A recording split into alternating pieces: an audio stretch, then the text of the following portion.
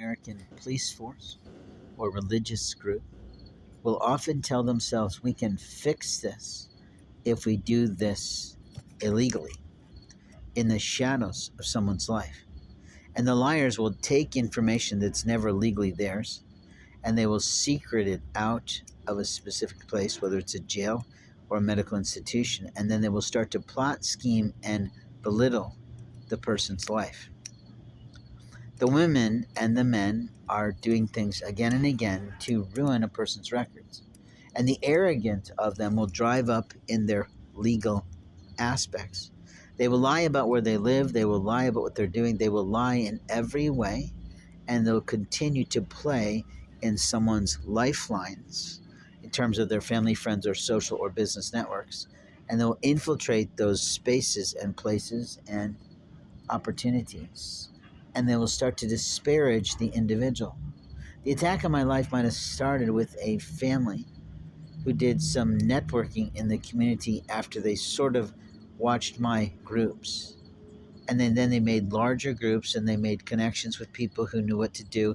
And they made connections with people who knew how to network with chambers who gave away secrets of how to make sure that everyone had a chance to meet someone at a group. There are mathematical equations that allow them to do that as opposed to just people getting up and moving at what we call those speed rounds of business networking that goes on in many large cities. Obviously not this one, because you haven't thought that far in advance about your work and how you're supposed to produce small business in a way that doesn't make you look like a jerk. But the reality is that people who steal from me, who went into my storage unit and took from me, are the thieves of American society. When I had a storage unit in Fishers, Indiana, I watched a black family going in and literally what I thought was looting a good 9 or 10 storage units. Now, it's very possible they were very affluent, influential, or they were collectors of some kind, and they were taking those things out to sell them. But it was sort of unusual based on what I had experienced up to that point, at that time, with the number of times in my life that I had to rent storage between moves and going places. Now, what I can tell you is that all my things have gone missing accordingly, because each time I ask, where's my laptop computer that is a part of my business? Where is my PlayStation? Not at all. Where is my full-on monitor? I don't get an answer. Where are my books from Japan that are priceless and irreplaceable to me? Where are my clothing that I need to stay warm for me? Where are the things that belong to my late spouse that I still had? Where are my son's albums from his school in Japan? Where are the opportunities that I was producing with the business materials and the colored paper and the labels for my company? Where are those, please? I get no fucking answer. But I learned that a sibling thought she had the right to move my storage unit someplace in the middle of the day or the middle of the night, and I never got a request for permission to do that. And then I've got another one that's been telling me that the mother of mine was the one on the contract, and that was a lie for absolute truth.